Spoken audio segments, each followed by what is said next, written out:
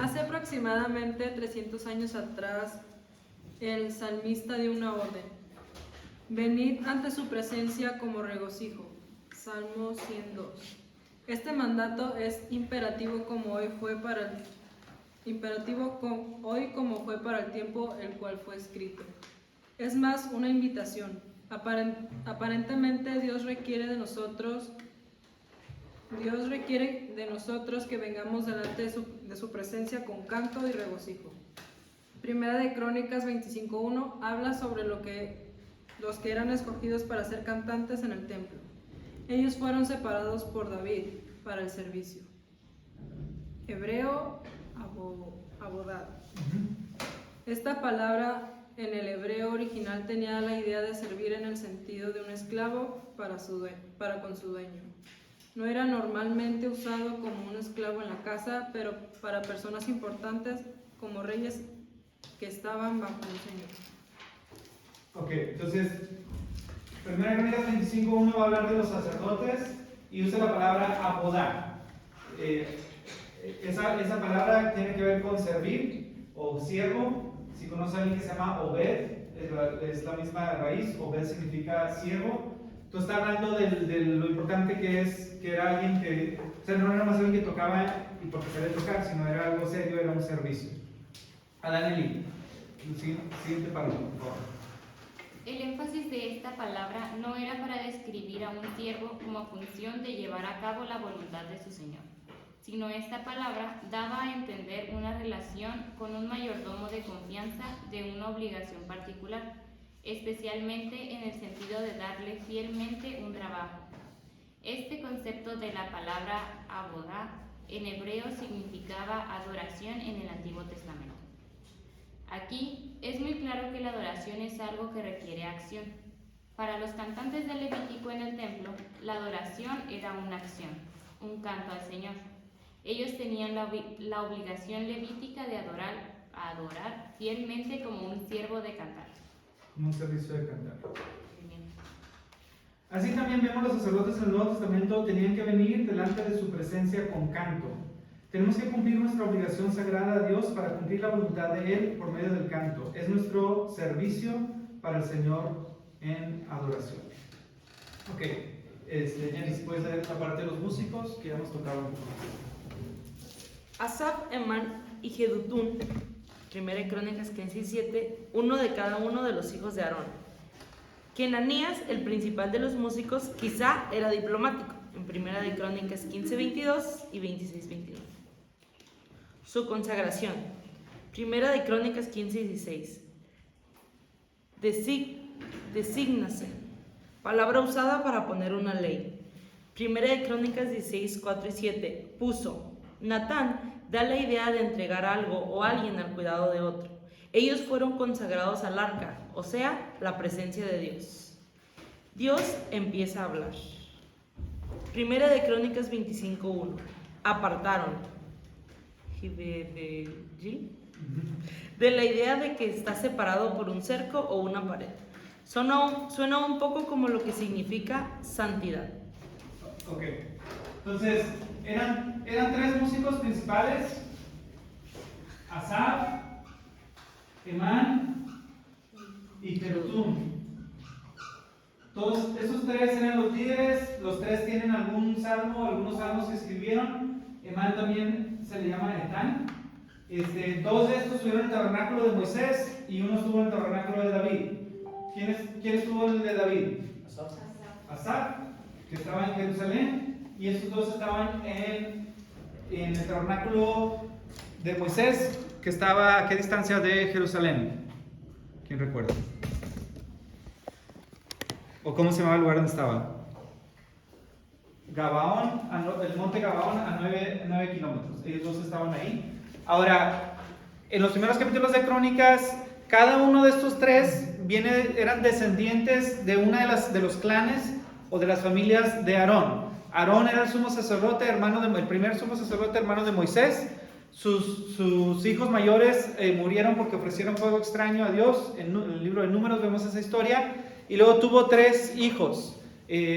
Coat, Merari, no recuerdo cuál otro, y esos 3 líderes eran descendientes de las 3 líneas, entonces era una manera como de estar completo, de todos los sacerdotes, todas las familias sacerdotales tenían su representante a través de estos 3 músicos. Entonces vemos ahí 3 palabras que hablan de la consagración o de la manera que fueron puestos.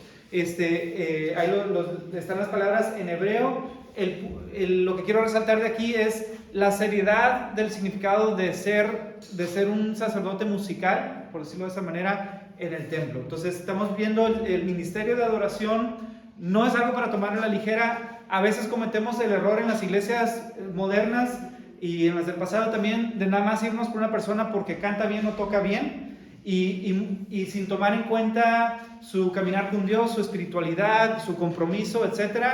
Y ahí estamos midiendo con ojos humanos.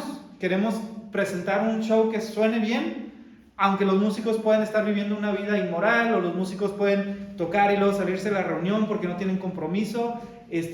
Yo creo que es mucho mejor tener músicos que no son tan buenos, pero que tienen un corazón agradable delante de Dios. Y vemos con estas palabras como Natán, que es entregado a, como la palabra apartar, que da la idea de alguien que lo sacas y lo pones en un cerco. O sea, es algo serio, es algo para considerarse.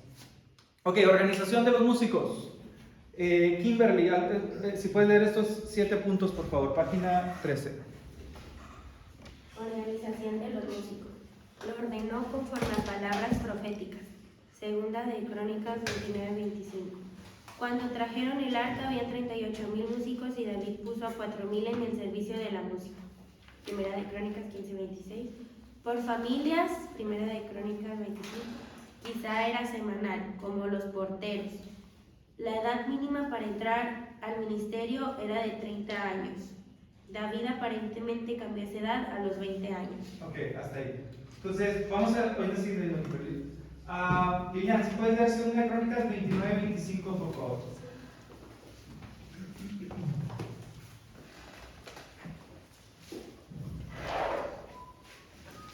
Vamos a notar aquí cómo el acomodo de los músicos no fue nomás porque sí, o no fue un diseñador de interiores que dijo ustedes párense aquí y otros acá, sino que 3 profetas dieron indicaciones de cómo tenían que ir acomodados los músicos. Puso también levitas en la casa de Jehová, con címbalos, salterios y arpas, conforme al mandamiento de David, de Gad, vidente del rey, y del profeta Natán, porque aquel mandamiento procedía de Jehová por medio de sus profetas. Ok, aquí estamos hablando cientos de años después. Lee el título, Lilian, de quién era el rey ahí, o de qué está hablando.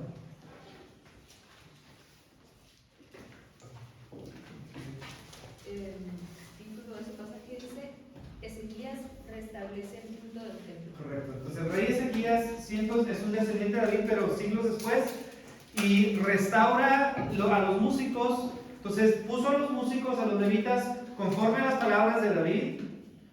Y luego Natán, el tercero es Natán. ¿Qué sabemos qué hizo Natán en la Biblia, en la vida de David?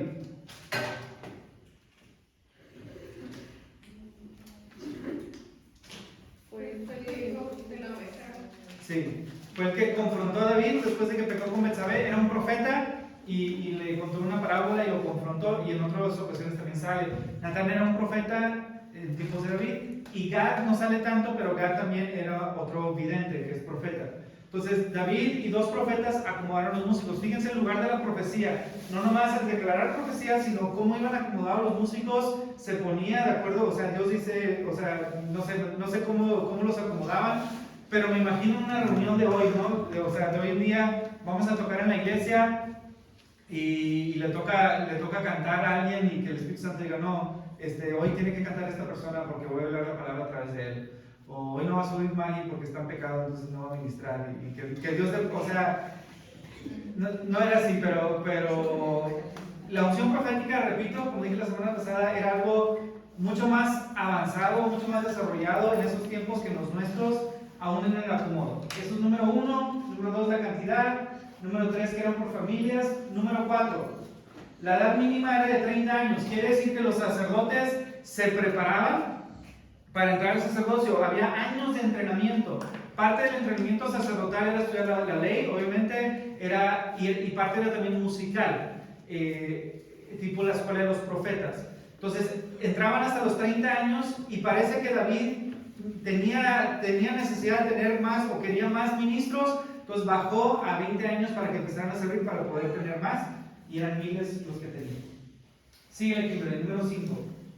El Talmud babilónico dice que los músicos llevaban una preparación de 5 años antes de empezar a ministrar en el tabernáculo. Algunos piensan que la preparación era de 7 años o más. No sabemos la ciencia cierta, pero puede que era en la escuela de los profetas. Okay. El Talmud babilónico son escritos judíos no canónicos, o sea, no son parte de la Biblia, pero no significa que sean falsos, son registros de los judíos antiguos. Entonces el Talmud babilónico dice que los sacerdotes se preparaban por 5 años, otros dicen que se preparaban por 7 años. ¿Sí? Aquí en SECAM te preparas por 4, estamos viendo si lo ampliamos un poquito para hacer como los sacerdotes de antaño. Acuérdense lo que dijimos la semana pasada, la preparación no era tanto en salón de clases, sino era muy práctico, era sobre la marcha. Entonces era un tipo de discipulado. Y los últimos 2, por favor. Estaban dedicados al servicio de día y de noche, Primera de Crónicas 9:33. A los 50 años se jubilaban, a esa edad las cuerdas vocales naturalmente se deterioran. Ok, entonces servían normalmente de los 30 a los 50 años, durante 20 años eran cantantes en el templo, o sacerdotes en el templo, que incluía el cantar. David lo bajó a 30 años. También los sacerdotes servían en un rol, no estaban todo el tiempo en el templo, sino que servían y luego tenían sus ejidos, sus terrenos, iban a trabajar y regresaban. Ok, salmos. Vamos a ver un poco acerca de los salmos. César, si puedes leer ahí el principio, por favor. Historia de los salmos. El canto entre el pueblo de Dios en los tiempos del Antiguo Testamento mayormente se trataba del cántico de los salmos. Por lo tanto, un estudio de la música en el Antiguo Testamento involucra un estudio profundo del canto de los salmos. Sí. El canto de salmos ha continuado por 4000 años sin interrupción. La obra maestra absoluta de todo este salmodia es el libro del Antiguo Testamento, llamado los Salmos. Para comprender el canto salmista, tenemos que ver brevemente estos salmos. Ok. Carlos, síguelo, por favor. El libro de los Salmos ha provisto una fuente de alabanza cristiana desde los primeros tiempos del Nuevo Testamento. En el hebreo, el libro de los Salmos es llamado Teilim, que significa canto de alabanza. Estos salmos comúnmente eran acompañados por instrumentos musicales. En término griego, psalmo originalmente significaba el tocar de un instrumento y luego eventualmente la unión de una canción al acompañamiento. Ok, entonces, en griego, bueno, el título en hebreo es Tehilim. Creo que la H se pronuncia como J, o sea, lo estamos viendo ahí como si fuera en inglés, Tehilim. Ahorita más adelante vamos a ver esa palabra. Muchos de los títulos de los libros que tenemos en nuestras Biblias vienen del griego, porque el Antiguo Testamento se escribió en hebreo, pero después hubo una traducción que se hizo en Egipto y se hizo del hebreo al griego. Esta traducción, la leyenda dice que pusieron a 70 escribas judíos a traducir la Biblia, cada uno por separado, y que los 70 lo tradujeron y que exactamente fue la misma copia en cada uno.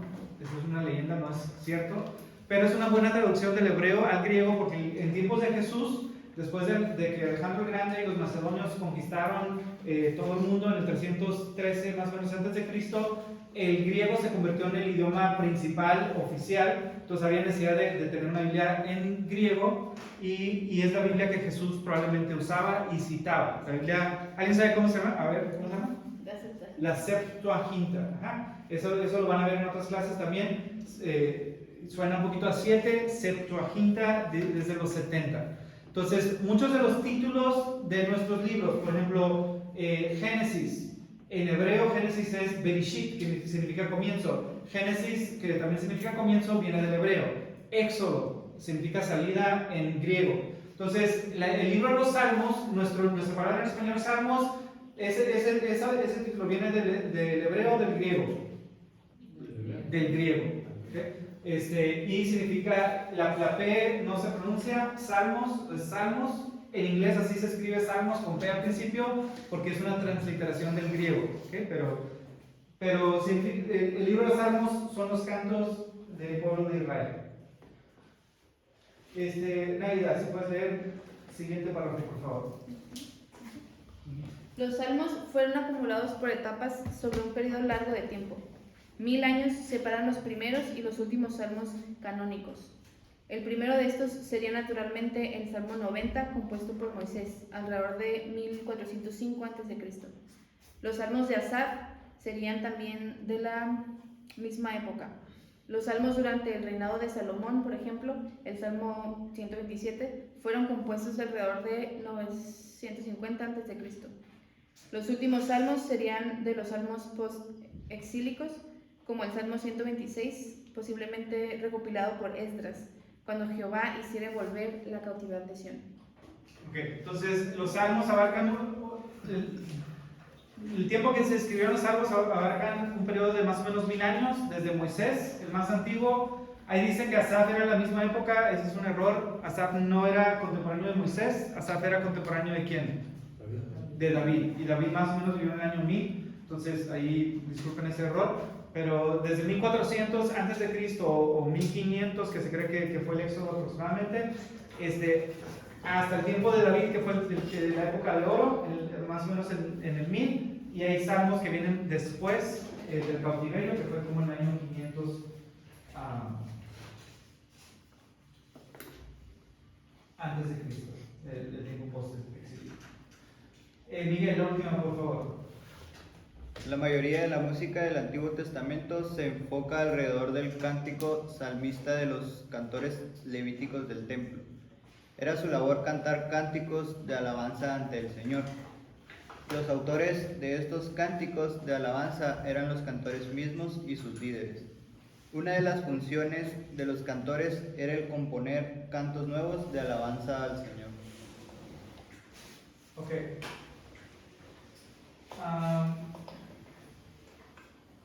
Vamos a dedicarnos a la parte de salmos mesiánicos, mosaicos, que tienen que ver con Moisés. Vamos a autores. Margarita, si puedes leer esa parte, por favor. Fueron David, Asaf, Moisés, Salomón. La mayoría de los salmos se escribieron durante el tiempo de David y Salomón, pero no fueron colectados hasta el tiempo post-exilio por levitas del templo. Ok, ¿qué significa post-exílico? Después del exilio. Después del exilio, muy bien. ¿Y el exilio, el exilio en qué año empezó? 586. Ajá, pues antes. Todas las veces que le han preguntado, 586 antes de Cristo fue el exilio a Babilonia o a Asiria. A Babilonia. En la Asiria fueron llevados del norte cautivos en el 721. Como dije la otra vez en la clase, nunca regresaron. El exilio, cuando la Biblia habla de exilio, está hablando del reino del sur, que es Judá. Fueron y estuvieron 70 años allá y regresaron, no exactamente 70 años, pero ese es el periodo. Entonces, hay salmos post-exílicos, que quiere decir que se recopilaron o se juntaron en los últimos 500 años antes de Cristo, aunque David vivió en el año 1000 más o menos. Entonces, hay mucho tiempo ahí. ¿Cuántos salmos escribió David aproximadamente, Kimberly? De 150, ¿cuántos escribió David?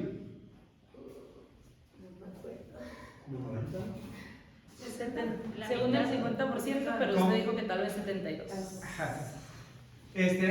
Casi la mitad. Esos son los salmos que dice el título Salmo de David. Entonces sabemos que David lo escribió. Hay otros salmos que no dicen y que puede que David los escribió, pero para esta clase, así de manera fácil de recordar y simplificada, la mitad de los salmos los escribió David. ¿Okay? Los otros autores ahí están, Moisés, Asaf, hay otros que no sabemos un autor, por ejemplo, hay unos salmos que de hecho son de mis favoritos, que se llama Salmo de los hijos de Coré. Y hay otros así como que no sabemos quién fue el compositor exacto, pero son de ciertos periodos o de ciertos grupos.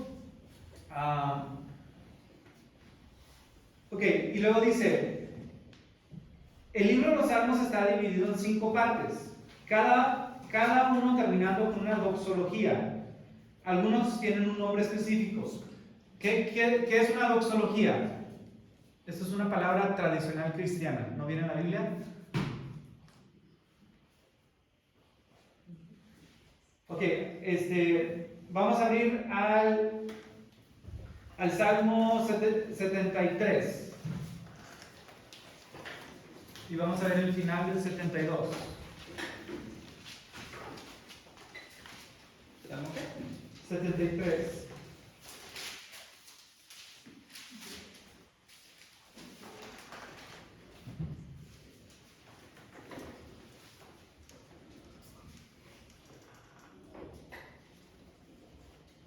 ¿Qué dice? O sea, no vamos a ver el salmo, pero ¿qué dice al principio?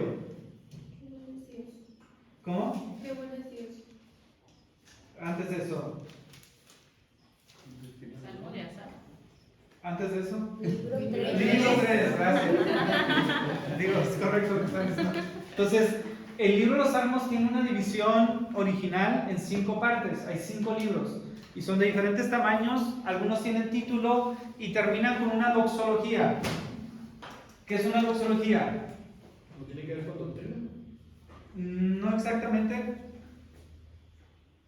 Ok, vamos, por ejemplo, los que están viejos como yo pueden conocer un canto de Marcos Witt que se llama doxología. A Dios el Padre Celestial, al Hijo nuestro Redentor. ¿Sí lo han escuchado o no? Es puro Evan Craft para acá, ¿verdad? Ok, vamos a ver el Salmos al final del 72, versículos 18, 19 y 20. 72, 18, 19 y 20. A ver, Miguel. Bendito Jehová Dios, el Dios de Israel, el único que hace maravillas. Bendito su nombre glorioso para siempre, y toda la tierra sea llena de su gloria. Amén y amén. Aquí terminan las oraciones de David, hijo de Isaí. Ok, entonces vean el versículo 20, no es parte del canto, es como una nota de los que recopilaron el libro de Salmos. Aquí terminan las oraciones de David. No quiere decir que ya no escribió David ningún salmo después, quiere decir que de ese segundo libro de Salmos, ese segundo tomo, por decirlo así, ahí terminaba. ¿Okay? Y los versículos que leyó 18 y 19 son una doxología. La doxología generalmente es una bendición, generalmente eran cantadas, y hay varias partes en la Biblia donde hay doxologías como una alabanza o adoración. Hay partes del Nuevo Testamento que lo tienen también, y en varias tradiciones evangélicas o cristianas hay doxologías, que es una parte que todos cantamos juntos como un verso que alaba a Dios. Todo lo que sea bendición, ¿canta es doxología? No, para hacer doxología tiene que ser como una, ¿cómo lo explico? Como una fórmula que siempre es igual. Por ejemplo, en el Nuevo Testamento, en Timoteo, Pablo escribe una que es, ¿cómo se dice? Al Dios invisible, al único y sabio Dios, sea la gloria.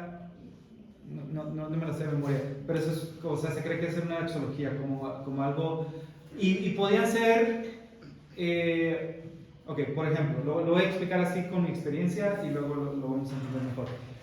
Cuando yo era niño, mis papás tienen unos amigos de Canadá que son como más tradicionales, y en 2 o 3 ocasiones los fuimos a visitar. Esta familia, de apellido Wibb, cada vez que se sentaban a comer, cantaban 2 cantos. Cantaban un canto un canto que dice: Praise God from whom all blessings flow, praise Him creatures here below, praise God. Entonces, cada vez que se iban a sentar, cantaban un canto, o sea, en lugar de orar, cantaban como un canto de bendición. Y la misma que Marcos Witt hizo canto, ellos lo cantan. que es al Dios el Padre Celestial, al Hijo nuestro Redentor, al Espíritu Consolador. Entonces es una doxología porque cubre la Trinidad, unidos todos a adorar. Entonces es como una fórmula de bendición, de adoración. Y entonces muchas reuniones o muchas iglesias, por ejemplo, terminan la reunión con una doxología, o antes del mensaje está la doxología, es parte de la tradición cristiana. Entonces, los 5 libros de Salmos, cada uno de los finales es una doxología, son uno o dos versos que es como de rendir homenaje. Ok, regresamos al cuadernillo. Características. A Daniel, por favor. Son características de los salmos. Son apasionadas. El autor expresa lo que siente con todo corazón y sus emociones. Hay mucho juego de palabras en el hebreo. Casi siempre es alabanza u adoración. Los salmos de la Biblia están muy ligados con la poesía. Cerca de una tercera parte del Antiguo Testamento es poesía. La poesía hebrea no tiene rima ni métrica. El elemento más característico es el paralelismo, o sea, la repetición, bajo una forma parecida o contraria de una idea.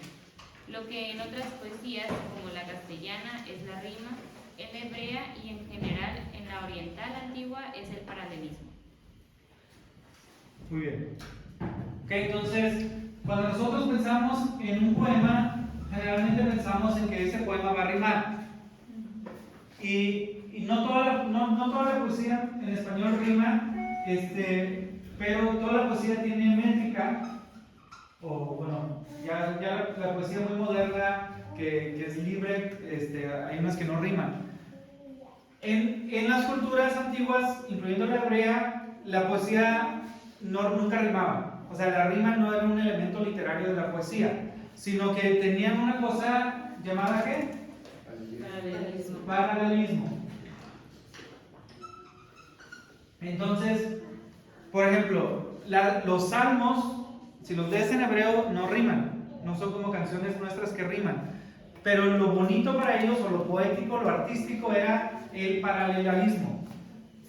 Vamos a ver un poquito el paralelismo. Hay 3 tipos. Número 1, paralelismo sinónimo. Entonces voy a explicar esto.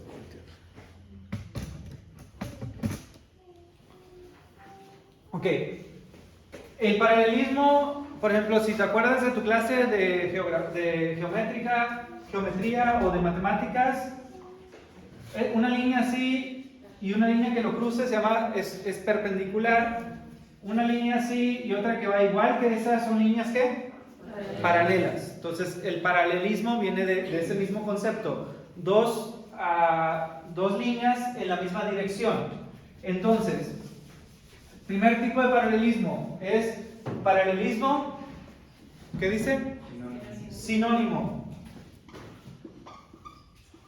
Sinónimo, 2 palabras diferentes que expresan lo mismo son sinónimos. Entonces, paralelismo sinónimo es decir, la misma idea de forma distinta, pero estás yendo hacia el mismo fin. Por ejemplo, la voz del Señor es poderosa, la voz del Señor es magnífica. Eso viene de Salmos. Es paralelismo sinónimo. Está diciendo la misma idea 2 veces. Número 2. Paralelismo antitético. Consiste en decir en el segundo miembro, en la segunda parte del paralelismo, lo que es antítesis, contrasta del primero. En el libro de Proverbios es muy frecuente esta forma. Por ejemplo, los que siembran entre lágrimas segarán con alegría. Los que siembran con lágrimas, esa es la primera línea, segarán con alegría, es un contraste. Entonces, esto es paralelismo antitético, o sea, lo contrario. ¿Sí? Y número 3, el sintético o progresivo es la forma más imperfecta del paralelismo. Consiste en la simple continuación del discurso, con lo que el miembro siguiente es como la explicación anterior, completa el primero. Te exaltaré, Señor, porque me has librado y no diste gusto a los enemigos por mí. Entonces aquí es cuando la segunda línea completa a la primera. Todo el libro de los Salmos está escrito, bueno, casi toda la poesía hebrea está escrita en paralelismo. Y lo vemos en todos los libros poéticos como Salmos, Job, Cantares, Eclesiastés, Proverbios, vienen en paralelismo. Aparte, muchos de los libros proféticos también usan este elemento literario. ¿Okay? Vamos a verlo. Abre tu Biblia, por favor, en Salmo 1.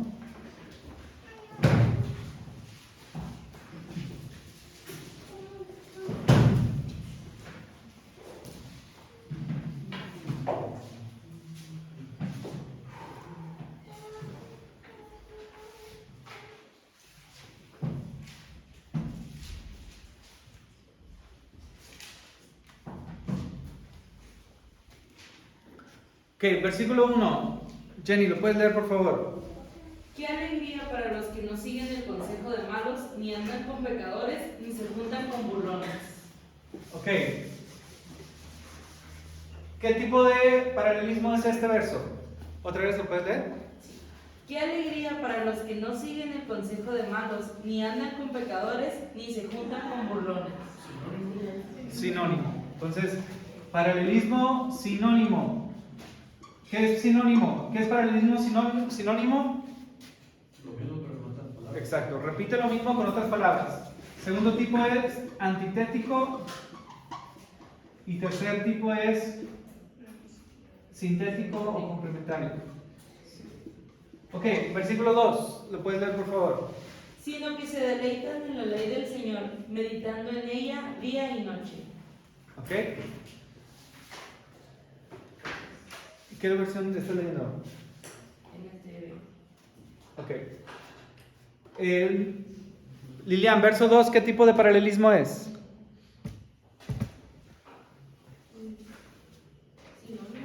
Sinónimo, muy bien.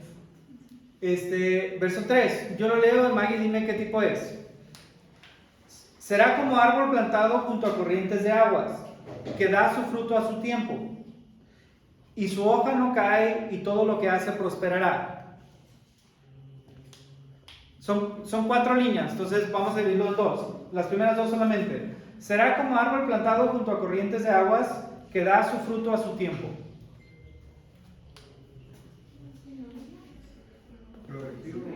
Progresivo.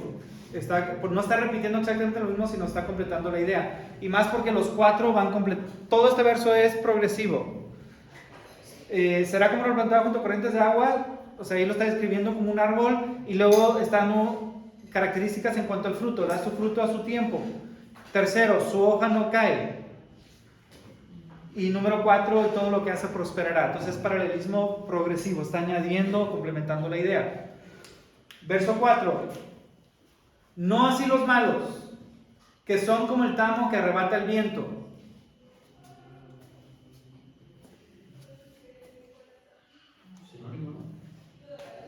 No, progresivo también. No así los malos, que son como el tamo que arrebata, está complementando la idea, no la está repitiendo. Verso 5. Por tanto, no se levantarán los malos en el juicio, ni los pecadores en la congregación de los justos. Naida, ¿qué tipo de paralelismo es? Por tanto, no se levantarán los malos en el juicio, ni los pecadores en la congregación de los justos.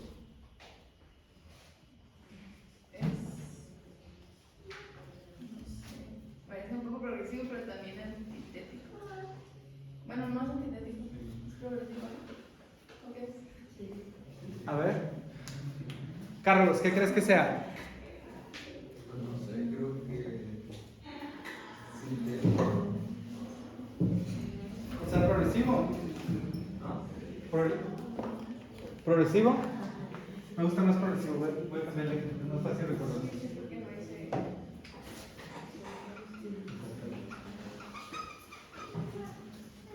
Carlos, ¿cuál dices? Pues yo dije sintético, pero pues aquí en el cuadernillo dice el sintético o progresivo, que creo que vendría siendo con los dos, pero no. No. Kimberly, ¿tú qué crees que es? Yo creo que es sinónimo. Sí, correcto, es sinónimo. Está diciendo lo mismo dos veces. Por lo tanto, no se levantarán los malos en el juicio, ni los pecadores. Malos y pecadores son sinónimos en la congregación de los justos. Está diciendo la misma idea de manera diferente, es sinónimo. Y verso 6, porque Jehová conoce el camino de los justos, mas la senda de los malos perecerá. Antitético, vean el contraste. Justos, pecadores, lo contrario. Casi todo el libro de Proverbios, o específicamente desde el capítulo 10 hasta el 31, es antitético. El hijo sabio... Así es, el hijo sabio con el hijo necio, la alegría y vergüenza. Casi todos los proverbios, no todos, pero casi todos son antitéticos, pero también en Salmos hay elementos de este tipo. ¿Okay? Esto es bien importante, les va a servir a través de estos 4 años de estudio. Repito, yo sé que son conceptos foráneos para nosotros. Levanta la mano si habías escuchado de los tipos de paralelismo antes. No, no se habla en las iglesias, no lo consideramos, pero esto es lo bonito para los judíos de su literatura. Nosotros escuchamos un poema, una canción que rima y nos suena bien. Para ellos el paralelismo era la expresión natural de sus ideas poéticas. Entonces la Biblia está llena de paralelismo y tenemos que conocerlas para poder conocer mejor la Biblia. Ok, seguimos con estructura.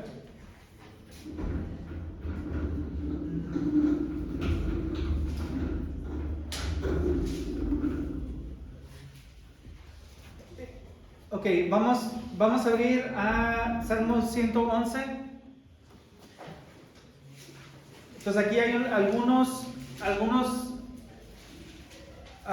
algunas estructuras de los salmos que también rara vez le ponemos atención, pero esto era algo bonito para ellos, artístico.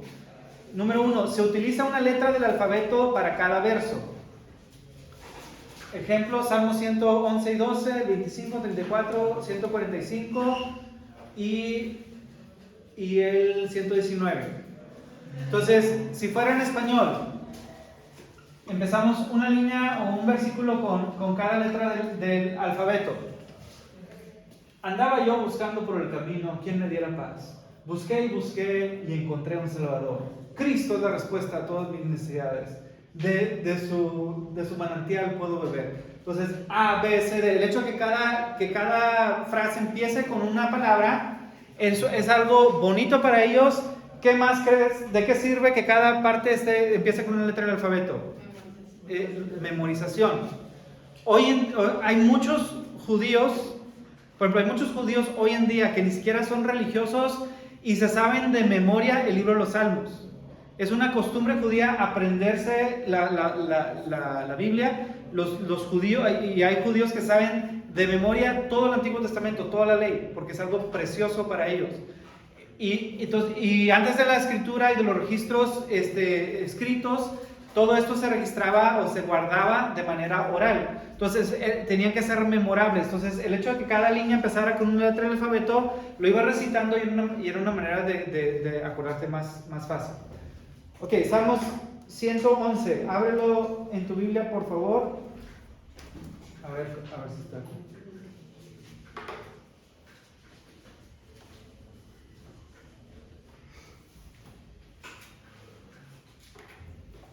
Ok, la mía no la tiene. Creo que el único que la tiene es el 119 de nosotros, porque no tiene las letras más que... 111. ¿Es Reina Valera? Sí. Pero el 119 lo tiene. Ok.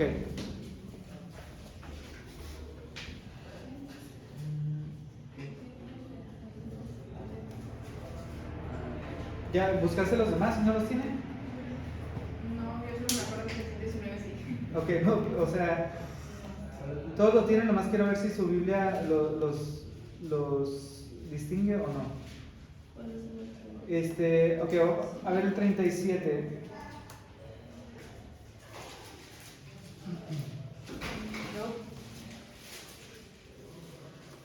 tiene como separaciones, Ujú. pero no.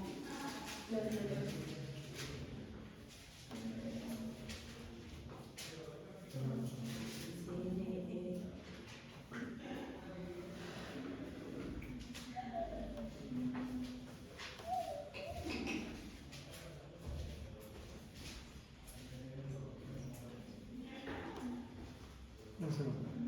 El único en nuestra Biblia.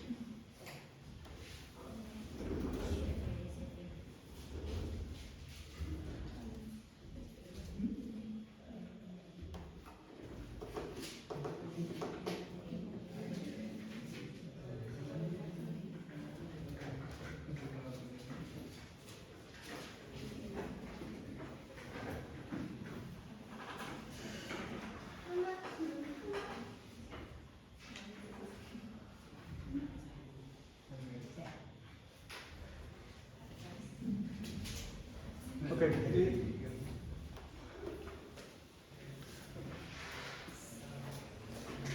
Bueno, no lo dicen las Biblias, generalmente en el Salmo 119 sí lo tiene. El Salmo, los salmos que tienen ahí son de un versículo por letra, como el ejemplo que mencioné ahorita.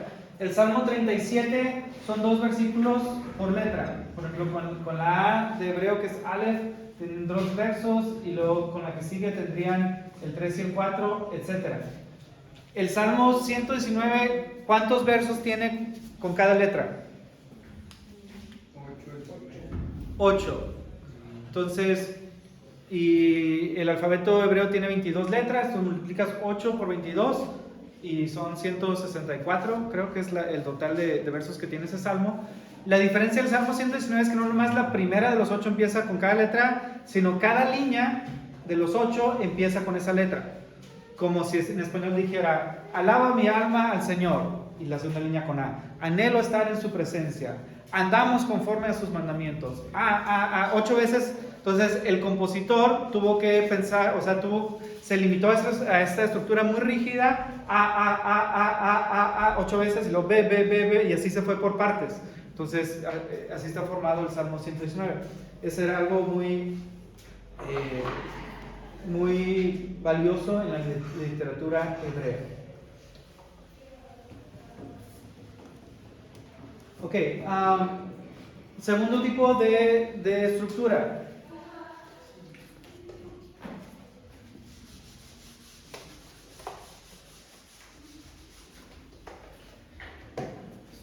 Se llama sigurat. El sigurat es un tipo de construcción. Por ejemplo, se cree que la Torre de Babel era en esta forma y era como un pastel de bodas. Abajo ponías una base. En ese tiempo que no había, o sea, si iban a construir un edificio alto, no había vigas, no había acero, muchas cosas que tenemos hoy. Entonces hacían un pedazo así y luego el siguiente pedazo así y el siguiente pedazo así. Entonces se cree que así era la Torre de Babel, por ejemplo. Entonces hay salmos que tienen esta estructura esta forma en su estructura, valga la redundancia. Por ejemplo, el Salmo 44. Ahí lo dice y luego lo vamos a leer. El Salmo 44 habla de las victorias pasadas, versos 1 a 8. Y luego la segunda parte, que ahí serían del mismo tamaño, habla de la derrota actual. Y luego los siguientes 5 versos, o 6, son habla de cómo es inocente, del 17 al 22, y luego del 23 al 26 es una oración. O sea, entonces para que un salmo esté estructurado de esta manera, cada sección siguiente tiene que estar más corta que la que viene atrás. ¿Okay? Vamos a leer este salmo y luego salimos a tomar un break. ¿Quién lo puede leer? Todo completo. Adelante. 44, ¿no? Sí. Oh Dios, con nuestros oídos hemos oído, nuestros padres nos han contado la obra que hiciste en sus días, en los tiempos ofensivos. Tú con tu mano echaste las naciones y los plantaste a ellos, afligiste a los pueblos y los arrojaste, porque no se apoderaron de la tierra por su espada, ni su brazo los libró, sino tu diestra y tu brazo y la luz de tu rostro, porque tú te complaciste en ellos. Tú, oh Dios, eres mi rey, mandas salvación a Jacob. Por medio de ti sacudiremos a nuestros enemigos, en tu nombre hollaremos a nuestros adversarios. Porque no confiaré en mi arco, ni mi espada me salvará, pues tú nos has guardado de nuestros enemigos y has avergonzado a los que nos aborrecían. En Dios nos gloriaremos todo el tiempo y para siempre alabaremos su nombre. Selah. Okay, Selah, que quiere decir pausa, esperar. Entonces esta es la primera parte, versos 1 a 8 habla de las victorias pasadas y luego de la confianza que mantiene en Dios. Y luego la segunda sección, 9 al 16, cambia y ahora habla de los problemas presentes. Pero nos has desechado y nos has hecho avergonzar y nos sales con nuestros ejércitos. Nos hiciste retroceder delante del enemigo y nos saquean para sí los que nos aborrecen. Nos entregas como ovejas al matadero y nos has esparcido entre las naciones. Has vendido a tu pueblo de balde y no exigiste ningún precio. Nos pones por afrenta en nuestros vecinos, por escarnio y por burla de los que nos rodean. Nos pusiste por proverbio entre las naciones, todos al vernos menean la cabeza.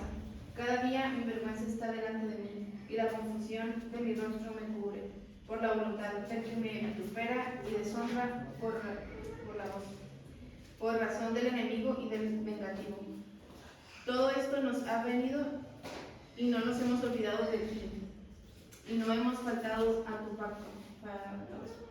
Bueno, ok, el 17, ahí todo esto, ahí empieza la tercera sección, del 17 al 22. Está declarando que es inocente. Okay, hasta ahí está bien. Y luego el 23 al 26, la última sección, si puedes leer esta, es la oración. 23. Despierta. ¿Por qué duermes, Señor? Despierta, no te alejes para siempre. ¿Por qué escondes tu rostro y te olvidas de nuestra aflicción y de la opresión nuestra? Porque nuestra alma está agobiada hasta el polvo y nuestro cuerpo está postrado hasta la tierra. Levántate para ayudarnos y redímenos por causa de tu misericordia.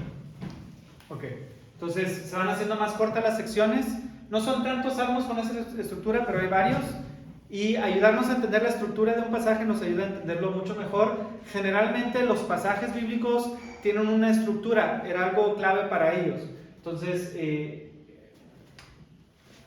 hay una Biblia que saca sociedades bíblicas que se llama Biblia de Estudio Esquematizada. Y lo que hace esta Biblia es buscar los esquemas o las estructuras en los diferentes pasajes. Es una buena manera de estudiar la Biblia. Sale, 10 minutos de descanso, nos vemos 10:15 y continuamos.